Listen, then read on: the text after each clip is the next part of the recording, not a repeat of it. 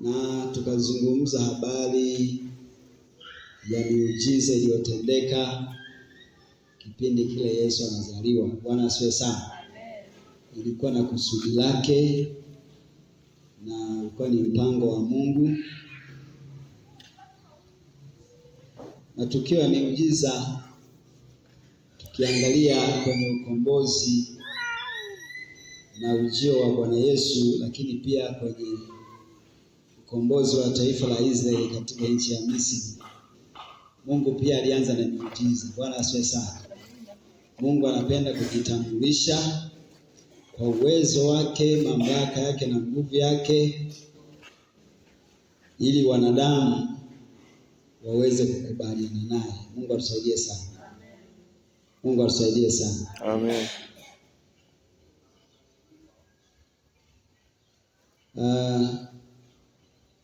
Kama unakumbuka, unaweza kusema muujiza ambao tulijifunza jana. Unaweza kutuambia muujiza gani na muujiza gani? Tuliangalia miujiza kama mingapi? Wale tulikuwepo. Miujiza kama mingapi? Kabla hujaangalia daftari, kumbuki.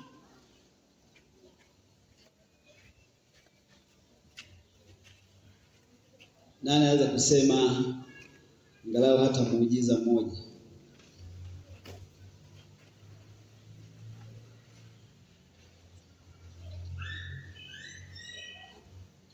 Wote ni kama tulikuwa tupo.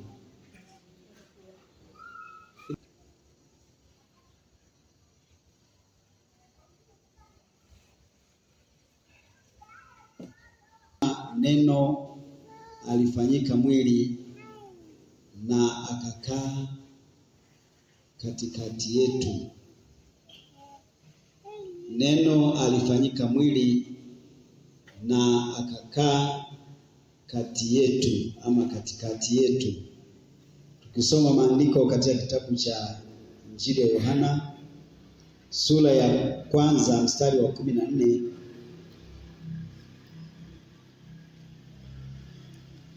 mtu mmoja anaweza kusoma aliyefika hapo. Naye neno alifanyika mwili akakaa kwetu, nasi tukauona utukufu wake, utukufu kama wa mwana pekee atokaye kwa Baba, amejaa neema na kweli. Mungu atusaidie sana. Mstari huu una ujumbe mzito.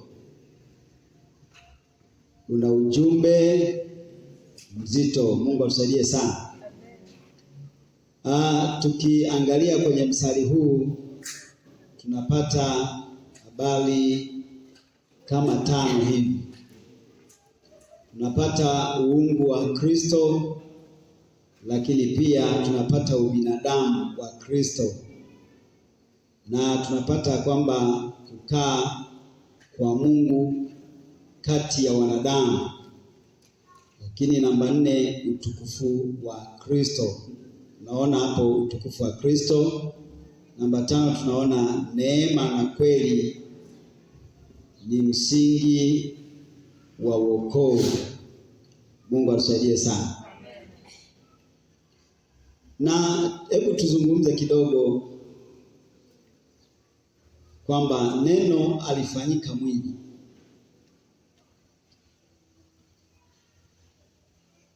Neno alifanyika mwili, lakini tukiangalia huyu neno kwenye Agano la Kale, kitabu cha Mwanzo kinazungumza kwenye uumbaji kwamba bila neno hakikufanyika kitu. Mungu atusaidie sana. Na neno huyu ni nani? Neno huyu kwa mujibu wa andiko hili ama mstari huu, neno ni Yesu mwenyewe. Mungu atusaidie sana. Neno ni Yesu mwenyewe. huyu Yesu kwa nini awe neno? Biblia tunapoisoma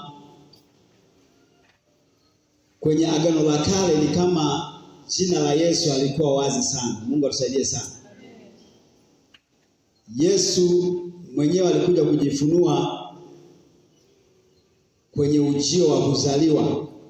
Hapo ndipo tunaona tangazo la Yesu kuzaliwa, malaika akimwambia Mariamu kwamba utapata mimba na utazaa mtoto, anaitwa jina lake nani? Emmanuel. Lakini anaambiwa utamwita jina gani jamani? Yesu. Mungu atusaidie sana. Kwa neno ni Yesu mwenyewe. Na tunaposema neno la Mungu bado tunamzungumzia Yesu mwenyewe. Mungu atusaidie sana. Na ili umfahamu Yesu, maana yake unahitaji neno la Mungu. Neno la Mungu ndio litakupa kina na upana wa Yesu mwenyewe jinsi alivyo.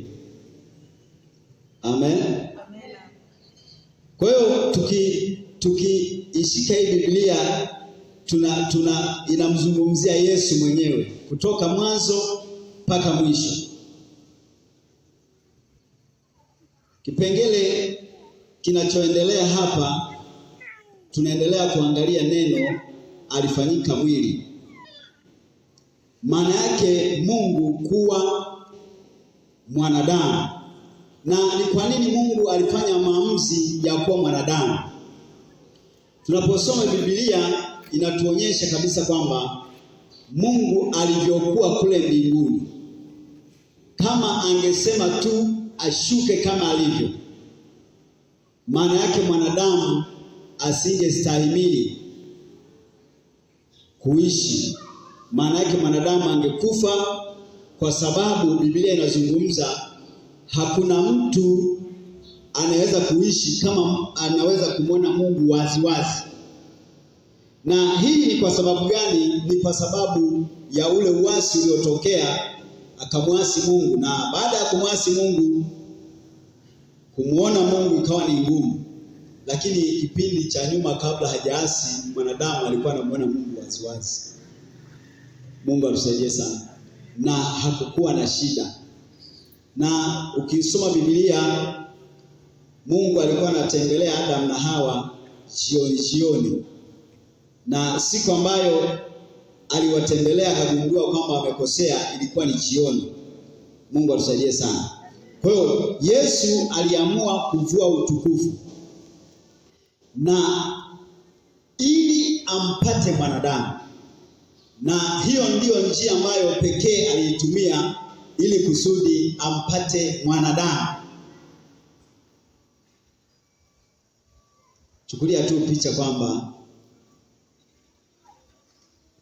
Chukulia tu picha kwamba umekutana na kitu ambacho hujawahi kukiona.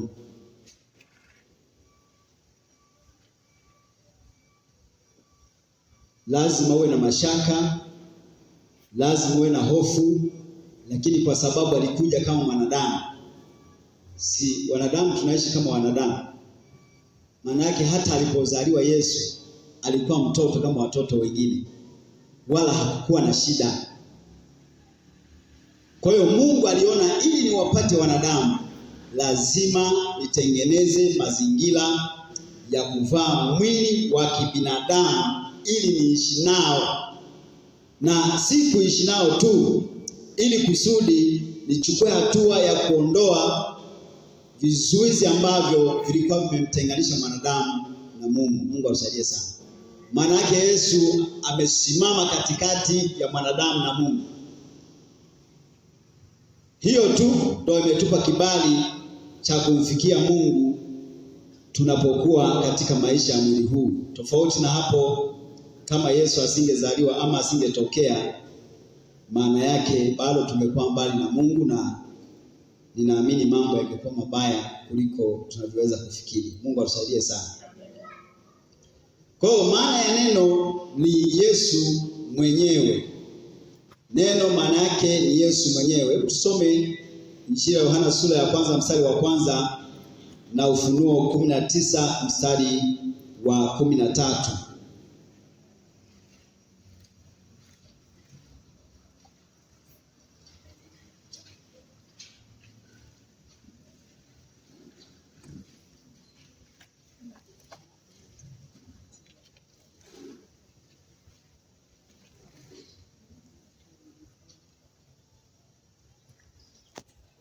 Yohana 1 sura ya 1 hiyo mstari wa 1.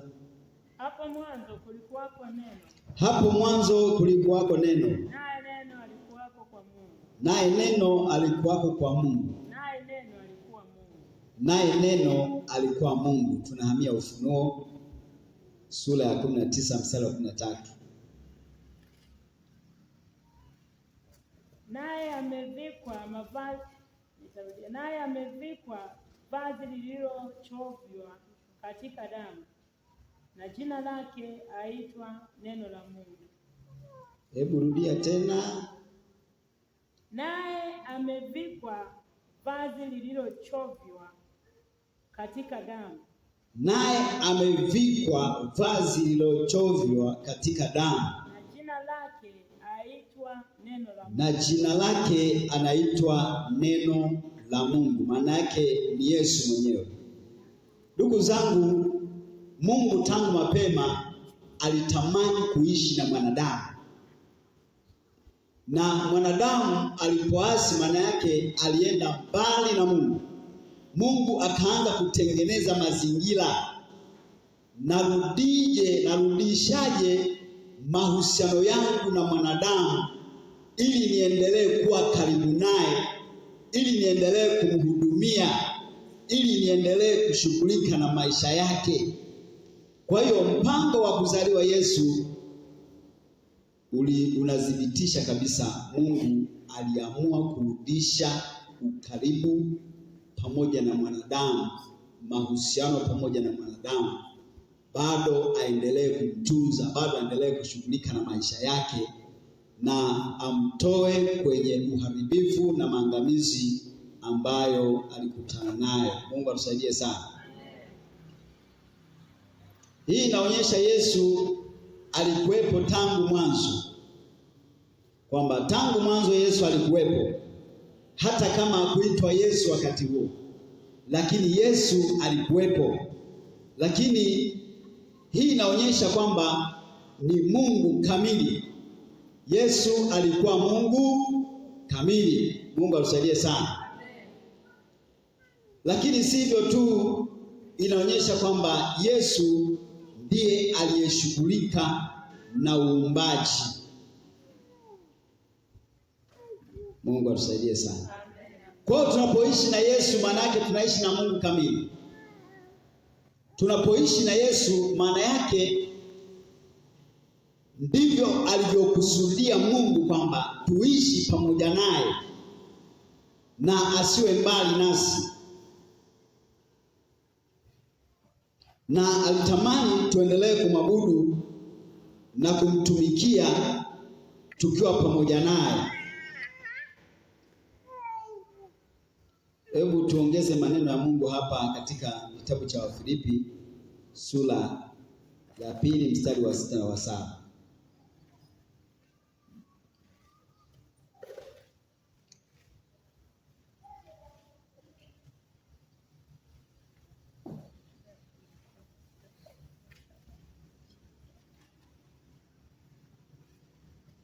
Mwingine afungue Waebrania sura ya 2 mstari wa 14. Wafilipi sura ya 2 mstari wa 6 na wa 7. Mwingine Waebrania sura ya 2 mstari wa 14.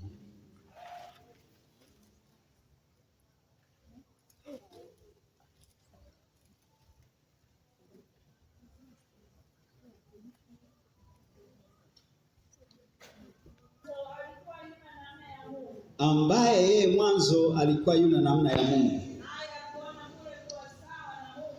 na hakuona kule kuwa sawa na Mungu kuwa ni kitu cha kushikamana nacho. Alijifanya kuwa hana utukufu, akachukua ile hali ya namna ya mtumwa, akawa na mfano wa wanadamu. Mungu atusaidie sana. Hapo ndipo anatokea kwa uwezo wa Roho Mtakatifu, anazaliwa na Mariamu. Mungu atusaidie sana. Ilikuwa ni process, yalikuwa ni maandalizi makubwa. Hebu tusome Ibrania 2:14. Basi kwa kuwa watoto wameshiriki damu na mwili. Basi kwa kuwa watoto wameshiriki damu na mwili, yeye naye vivyo hivyo alishiriki hayo hayo,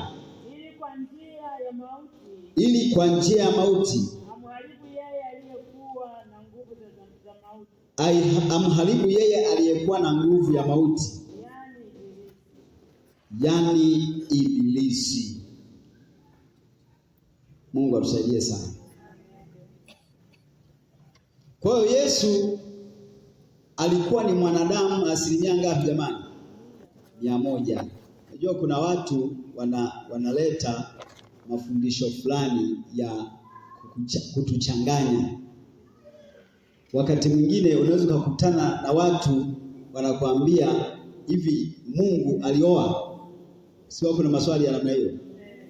Sasa wewe mwambie Mungu hakuoa, lakini kwa uwezo wa Roho Mtakatifu Yesu alizaliwa, na alizaliwa kama mwanadamu, isipokuwa jinsia tu alikuwa ni nani?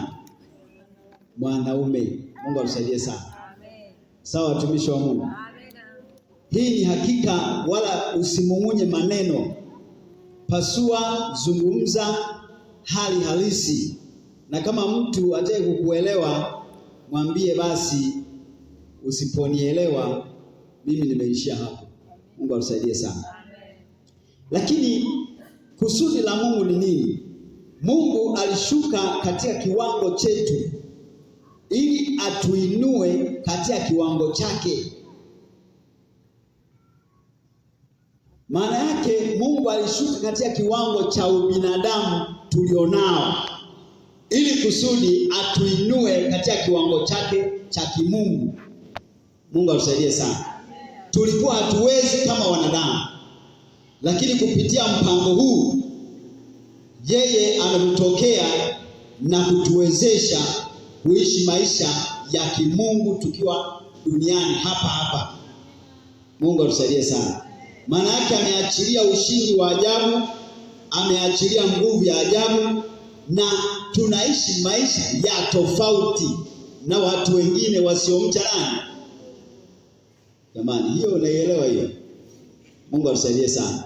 Nazungumzia kiroho. Amen. Sizungumzii kwa habari ya mambo yanayoonekana, mambo ya vitu vya duniani. Vitu vya dunia tunaonekana ni dhaifu, si ndio? Lakini katika ulimwengu wa roho sisi sio wa kawaida. Amen. Sisi sio wa kawaida. Amen. Kwa hiyo yeye alishuka katika kiwango chetu ili kusudi atuinue katika kiwango chake. Ndio maana Mungu anatarajia kuona ustawi wako wa kiroho.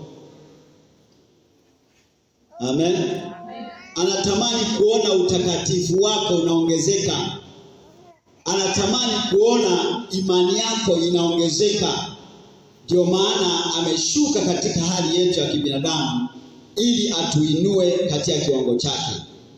Lakini kipengele kingine, akakaa kwetu. Mungu alifanya maamuzi ya kuishi pamoja na mwanadamu ama na wanadamu. Na tukiangalia kwenye Agano la Kale ya kwamba Mungu alionekana kwa namna fulani na katika mazingira fulani, lakini akasema atakayeniona hawezi kuishi. Mungu atusaidie sana. Lakini kipindi hicho Mungu pia bado alikuwa anatamani aishi na mwanadamu. Hebu tuseme maandiko hapa katika kitabu cha Kutoka sura ya 25 mstari wa 8 na sura ya 40 mstari wa 34.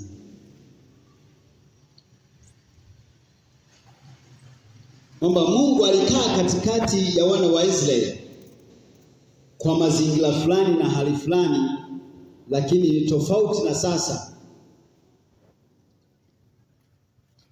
Kutoka 25 mstari wa 8 nasema, ndio, nao na wanifanyie patakatifu, nao na wanifanyie patakatifu, ili nipate kukaa kati yao, ili nipate kukaa kati yao. Naweza kuendelea.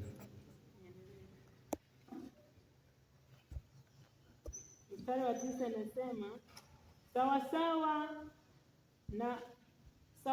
na hayo yote ni kuonyeshayo mfano wa maskani na mfano wa vyombo vyake. Ishia hapo, tuenda 40:34.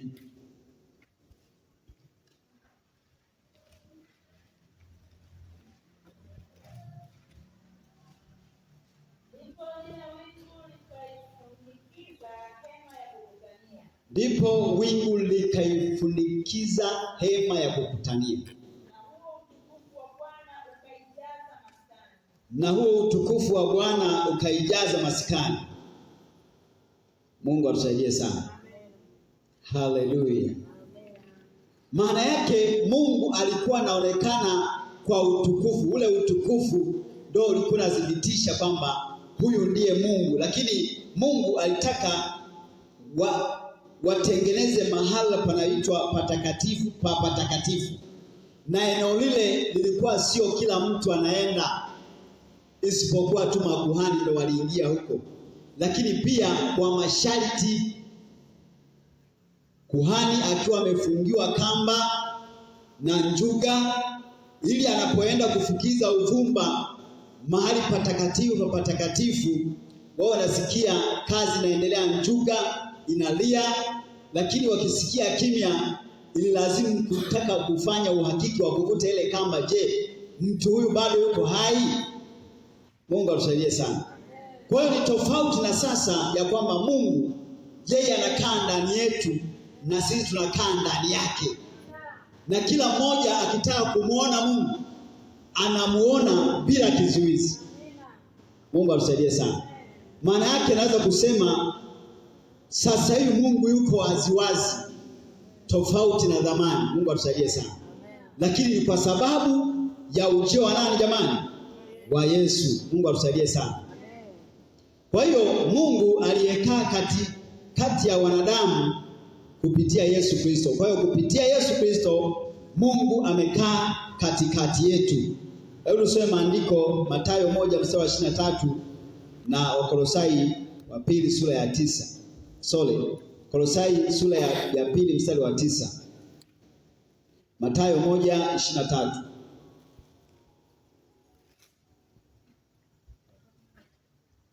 Tazama bikira atachukua mimba. Tazama bikira atachukua mimba. Naye atazaa mwana. Naye watamwita jina lake Emanueli. Yaani Mungu pamoja na sisi. Mungu pamoja na wanadamu. Wakolosai 2 sura ya 2 mstari wa 9.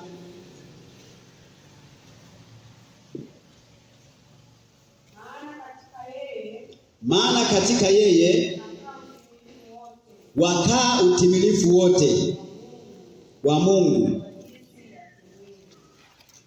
Hebu soma kwa mfululizo. Maana katika yeye wakaa utimilifu wote wa Mungu, na kwa jinsi ya kimwili. Mungu atusaidie sana. Tuongeze maandiko, Injili ya Yohana sura ya 17 mstari wa 21. Injili ya Yohana 17 mstari wa 21.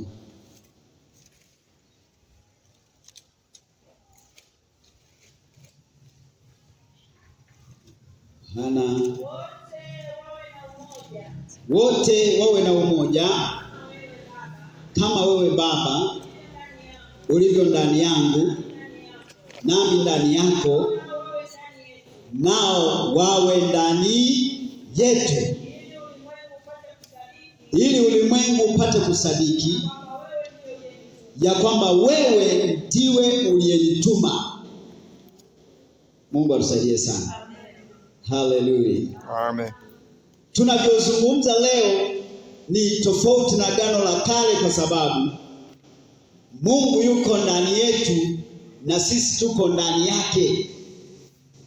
Na lengo hasa ili Mungu aweze kutukuzwa. Maana yake wanapokutazama wewe, wanaponitazama mimi, wamwone Mungu tuliye naye. Mungu atusaidie sana. Lakini Mungu anaonekanaje wanapotuangalia sisi? Wanapokuangalia wewe, Mungu anaonekanaje? Maisha yako, matendo yako na tabia zako, wanapokutazama wanamuona Yesu mwenyewe. Mungu atusaidie sana. Maana maisha yetu yamekuwa tofauti na watu wa duniani. Mtu wa duniani ukimwangalia matendo yake na tabia zake na maisha yake, unaona kabisa huyu anayeonekana ni shetani. Na nielewa vizuri. Mungu atusaidie sana. Kwa sababu tuko ndani ya Yesu. Yesu anaonekana kupitia maisha yetu. Na hakuna kitu kinachoweza kuzungumza ukweli kama maisha yetu yanavyoweza kumwakilisha Yesu kila kunakoitwa leo. Mungu atusaidie sana. Kwa hiyo Yesu amekuwa maskani hai. Maana yake Yesu akiwa ndani yetu, yeye ni maskani, yani ni mahala pa kukaa palipo hai. Lakini Yesu akiwa ndani yetu, sisi ni hekalu lililo hai na ufunuo kamili wa Mungu kwa mwanadamu. Mungu atusaidie sana. Tunaelewana jamani? Amina. Wewe unaanza kujielewa ni nani kweli? Wewe sio mtu wa kawaida, si ndio? Maana Mungu uliye naye, Yesu uliye naye sio wa kawaida. Mungu atusaidie sana. Na ndio maana ameleta mabadiliko katika maisha yako. Ndio maana wakikulinganisha na watu wengine, wanaona wewe ni mtu wa tofauti. Mungu atusaidie sana. Hata kwenye mazungumzo. Amen. Lakini Petro wanamtazama, anasema hata tembea yako Petro, yani wewe ni mtu wa tofauti. Mwondoko wako haufanani na mwondoko wa watu wengine. Maana yake bado Yesu anadhihirika waziwazi. Mungu atusaidie sana. Kwa hiyo maisha tunayoishi pamoja na Yesu, kila kunakoitwa leo ndivyo tunavyozidi kufanana naye. Mungu atusaidie sana. Ndivyo tunavyozidi kufanana naye. Ikiwa tu ukiishi na mwanadamu, ukiishi na mwanadamu muda mrefu, kuna vitu vingine unaweza ukajikuta umeapia. Kuapia ni nini kweli? Unaambukizwa, si ndio? Unakuwa kama unafanana hivi. Sasa kadri tunavyoishi na Yesu, ndivyo tunavyozidi kufanana naye. Hivi kuna watu hapa wanaelewa ninachozungumza? Mungu atusaidie sana. Amina. Mungu atusaidie sana. Amen. Na ukweli ni hivi, unaweza kufika wakati hata kama hujajitambulisha kwamba mimi nimeokoka, lazima watu watakuwa wanaanza kufikiri huyu mtu. Mungu atusaidie sana. Mungu atusaidie sana. Kwa hiyo lengo la Mungu kumtuma Yesu azaliwe, lengo kuu ni kuwa na mwanadamu, kuishi na mwanadamu, kumpata tena mwanadamu. Amen. Kurudisha baraka ambazo zimeondoka, kurudisha mahusiano ambayo yalikuwepo tangu mwanzo. Maana kuumba mwanadamu, Mungu kuumba mwanadamu lilikuwa ni kusudi maalum na lilikuwa ni lengo maalum. Sasa shetani alipokuja kuvuruga mambo, ni kama mambo yakataka kuanza kuharibika. Amen. Ingawaje kweli mwanadamu ameharibikiwa sana, kwa sababu kama mtu aweze kumpata Yesu, uharibifu ni mkubwa.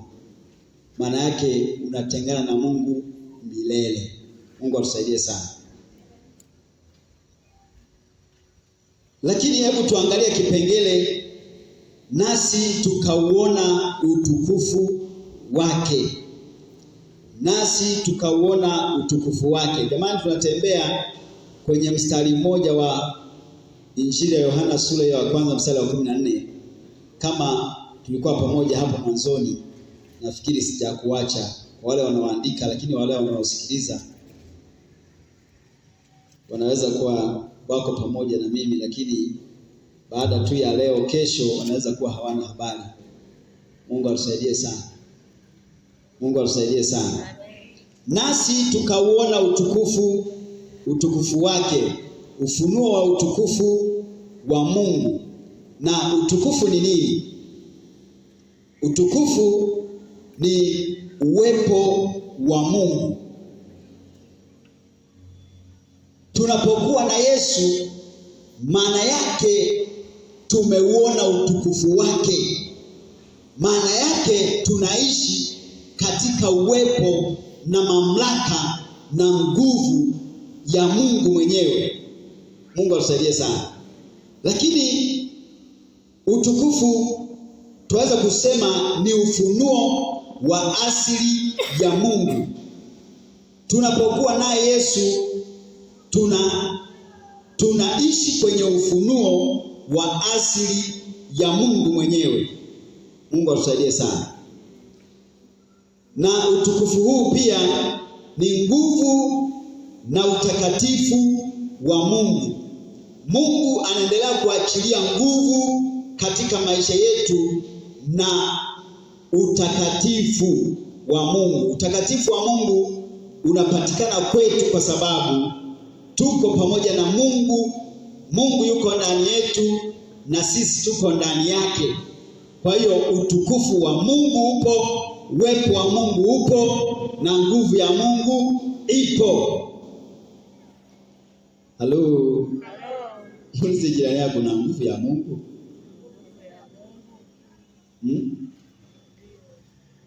Mungu atusaidie sana.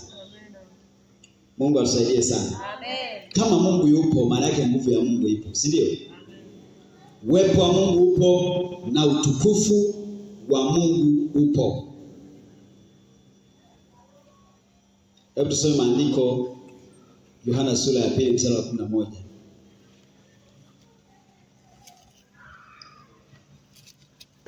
Yesu aliufanya huko Kana. Rudia. Yohana sura ya 2 mstari wa 11. Anzia wa 10 ili tupate picha nzuri. Akamwambia, ndio, kila mtu kwanza huandaa divai iliyo njema. Hata watu wakiisha kunywa sana, ndipo huleta iliyo dhaifu. Wewe umeweka divai iliyo njema hata sasa. Mwanzo huo wa ishara Yesu aliufanya huko Kana ya Galilaya, akaudhihirisha utukufu wake, nao wanafunzi wake wakamwamini. Amen. Ishara hii ama muujiza huu uliotendeka katikati ya hiyo harusi ya Kana ulikuwa unafunua utukufu wa nani jamani? Wa Mungu. Mungu atusaidie sana. Na utukufu wa Mungu tumesema ni uwepo wa nani? Uwepo wa Mungu na utendaji wa Mungu katikati ya maisha ya mwanadamu. Hebu tusome Mathayo 17 mstari wa 2. Akageuka sura yake mbele yao, uso wake ukang'aa kama jua, mavazi yake yakawa meupe kama nini? Kama lulu. Hivi lulu ni nini? Nuru. Aha, kumbe nuru sio lulu. Mungu atusaidie sana. Jamani, nuru si tunaifahamu? Huo ulikuwa ni utukufu wa nani? Utukufu wa Mungu. Mungu atusaidie sana. Kwa hiyo katika maisha yetu pia tunapoishi na huyu Yesu anataka sana kila mmoja wetu aishi naye, awe naye. Ndio maana Mungu huwa hamwachi mtu. Mungu atusaidie sana. Kwa sababu Mungu anataka aishi na mtu, aishi na mwanadamu. Yaani Mungu anataka aishi na wewe. Na wewe Mungu hawezi kukuacha. Lakini mwanadamu ndiye huwa anaanzisha safari ya kumwacha nani? Ya kumwacha Mungu. Mungu atusaidie sana. Lakini ashukuriwe Mungu kwa sababu ya mpango huu wa kumtuma Yesu ili atupate, ili awe pamoja na sisi, ili atubariki kwa baraka za kiroho, hata baraka za kimwili pia zipo. Mungu atusaidie sana. Kama tukizingatia kanuni na taratibu ambazo zinazungumzia habari ya kubarikiwa kupitia neno la nani jamani? Neno la Mungu. Mungu atusaidie sana. Kwa hiyo jioni ya leo tunajifunza habari ya Mungu kuwa na mwanadamu. Hapendi Mungu kutokuwa pamoja na mwanadamu. Na mahala pengine anasema yeye anatamani kila mwanadamu aishi pamoja naye. Ndio maana anasema hayuko tayari kufurahia kifo cha mwenye dhambi. Anatamani wote waje kwake, wawe na uzima, tena uzima wa milele, wawe na Mungu siku zote za maisha yao, na mwisho wa siku warudi kwa Baba yao kule mbinguni. Mungu atusaidie sana. Kwa ni jambo la msingi kila mmoja wetu kuhakikisha uko na Mungu. Si umemwamini? Na kama umemwamini, si uwe naye? Kwa nini muamini alafu muache? Kwa nini umwamini alafu korofishane naye? Hakikisha uko pamoja na Mungu. Maisha yako yatawaliwe na Mungu, ili uone utukufu wa nani jamani? Wa Mungu. Mungu atusaidie sana. Naomba tusimame tumshukuru Mungu.